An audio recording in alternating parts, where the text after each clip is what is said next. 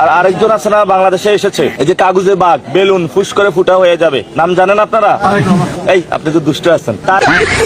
ভাই এইটা আপনি কি করলেন? দুষ্টু সেরা বিনোদন পাবলিকেশন আপনি। আপনার দুষ্টুমি দেখে সারা বাংলার মেয়ের এখন আপনার উপরে ক্রাশ খাইয়ে গেছে, অবিবাহিত বিবাহিত সবাই। আমার ধারণা হচ্ছে যে ছেলেটা আমাকে একটু মানে এমন জায়গায় আঘাত করছে যাতে আমি রিয়েক্ট করি, কিন্তু ওটা বোঝে নাই যে আমার রিয়েক্ট করার বয়স চলে গেছে। বিশ্বাস করেন ভাই, আপনার যদি বয়সটা চলে না যেত তাহলে আমরা একটা সুযোগ নিতাম, বুঝছেন? নির্ঘাত আপনার বয়সটা চলে গেছে দেখে, নাইলে আপনারা কোনোভাবেই হাতছাড়া করা যেত না। আপনার যে ধৈর্যের পরীক্ষা আপনি দিয়েছেন, ও মাই গড।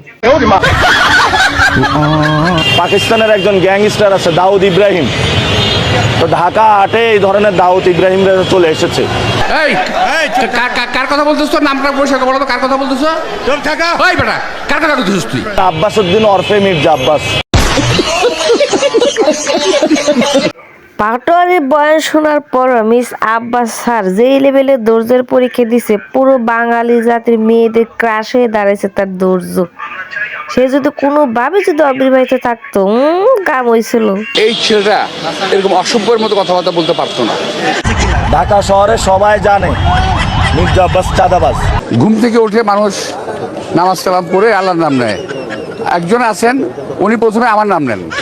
এতদিন তো আপনারা শুধুমাত্র একজন সকালবেলা মনে করেন নাম নেওয়া উদ্বোধন করছে, কিন্তু এখন থেকে প্রত্যেকটা মেয়ে আপনার নাম নেবে, প্রত্যেকটা জামাইয়ের সামনে তুলনা দেবে, আপনার বয়ফ্রেন্ডের সাথে তুলনা দেবে আপনার ধৈর্যের পরীক্ষারে, বুঝছেন?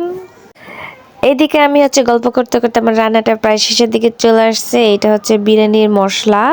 তো বিরিয়ানির পরিমাণটা যেহেতু অল্প, যার কারণে গোস্তটা অল্প পরিমাণে নিছি। আর আমার ভিডিওটা কেমন হয়েছে অবশ্যই কমেন্ট বক্সে জানাবেন।